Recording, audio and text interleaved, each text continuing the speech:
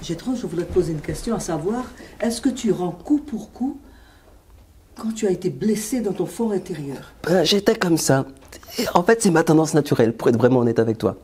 Parce que je viens d'une famille où on a une certaine culture du conflit. Souvent, c'est celui qui a le dernier mot qui sort de là, tout fier, tout content. Et puis, j'ai aussi grandi en regardant énormément la télévision. Je sais pas si tu connais Bruce Lee. Oui. Donc, j'ai vraiment grandi avec ces films de Bruce Lee, Dragon Ball, dans lesquels tu as un méchant, il faut absolument, quelque part, le vaincre pour se sentir mieux. Et donc, j'ai vraiment grandi avec cette mentalité-là que si quelqu'un me faisait du mal, je lui faisais du mal, et de préférence plus, un petit peu à titre préventif ou pour me venger. Et puis finalement, j'étais pas plus heureux pour autant et je me sentais pas plus en sécurité pour autant. Et puis quand je suis devenu croyant à l'âge de 20 ans, j'ai découvert un Dieu qui me respectait, un Dieu qui ne m'imposait pas son existence. J'ai découvert un Dieu qui était à mon écoute. Et ça a vraiment touché mon cœur et ça m'a complètement bouleversé. À tel point qu'au bout d'un moment, je suis tombé amoureux de Dieu. Évidemment, je te fais la version courte parce que ça se passe sur plusieurs mois, quoi. Hein. Et quand je suis tombé amoureux de Dieu, je me suis dit que finalement, ce qui m'avait vraiment séduit, c'était le fait qu'il était à mon écoute, qu'il essayait de me comprendre et qu'il me laissait le temps de grandir et de mûrir. Et alors, je me suis dit, mais si Dieu me laisse le temps de grandir, si Dieu essaie de comprendre ce que je vis, pourquoi est-ce que même quand quelqu'un me blesse, pourquoi je n'essaierai pas de comprendre pourquoi cette personne me blesse là? Effectivement, c'est l'époque où, je te disais, je t'en parlais la dernière fois, c'est l'époque où je me sentais super mal dans ma peau, j'étais complexé, je me trouvais trop petit, trop ceci, trop foncé, trop cela, etc. Je voulais ressembler à Michael Jackson.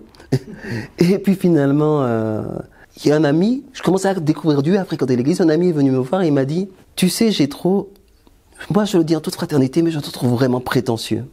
Et ça a été une claque pour moi. C'était une claque parce qu'il me l'a dit, mais il me l'a dit d'une telle manière que je sentais qu'il m'en voulait pas. Je sentais qu'il n'avait pas d'animosité ou de haine contre moi. Je sentais vraiment qu'il me disait quelque chose pour m'aider. Et j'ai essayé de comprendre ses motivations. J'ai essayé de comprendre ce qui l'amenait. Et je me suis rendu compte qu'en fait, il était vraiment bien intentionné et qu'il avait raison. Que beaucoup de choses sentaient la prétention, puaient la prétention dans ma vie.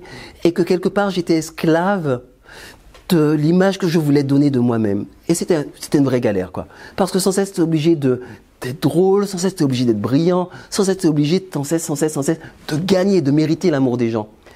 Et quand il m'a dit ça, ça a été une vraie libération pour moi parce que je me suis dit, mais oui, mais Dieu m'aime. Qu'est-ce que j'ai besoin de frimer ou de démontrer que je vaux quelque chose? J'ai plus besoin. J'ai plus besoin. Et grâce à cette personne-là, j'ai vraiment pu bénéficier d'un poids qui est tombé de mes épaules. Ça a été vraiment quelque chose de fantastique. Et au lieu de rendre coup pour coup, comme j'aurais eu tendance à le faire, avant j'aurais dit « Attends, mais non, mais toi tu t'es pas vu, moi tu me dis que je suis prétentieux, mais toi tu t'es pas vu. » Ben, je lui ai dit « Écoute, merci, je vais réfléchir à ce que tu m'as dit. » C'était vraiment un épisode très important pour moi. Et depuis, ben, j'ai toujours ce côté un petit peu agressif, un petit peu, c'est toujours un peu, c'est dans les gènes, quoi. C'est là, c'est dans le sang, quoi. Mais je me suis quand même rendu compte avec Dieu que c'est drôlement plus efficace et drôlement plus intéressant de comprendre les gens qui sont en face, même quand ils sont agressifs, même quand ils m'agressent. Parce que quand tu comprends, déjà il y a une partie de la charge émotionnelle qui disparaît, et puis tu es capable d'apporter les réponses qui vont les calmer, qui vont les aider à se sentir mieux. Et donc tu es plus efficace. Plutôt que de générer de l'antagonisme et du conflit, tu es plutôt dans l'accueil de l'autre, même dans son agressivité. Je vais pas t'en la joue gauche, hein. Si on me met une claque sur la joue droite, je vais pas faire ça. Mais tant que ça reste quand même dans certaines limites, j'ai plutôt essayé d'accueillir comme Jésus m'a accueilli. Et ça, c'est un vrai changement dans ma vie.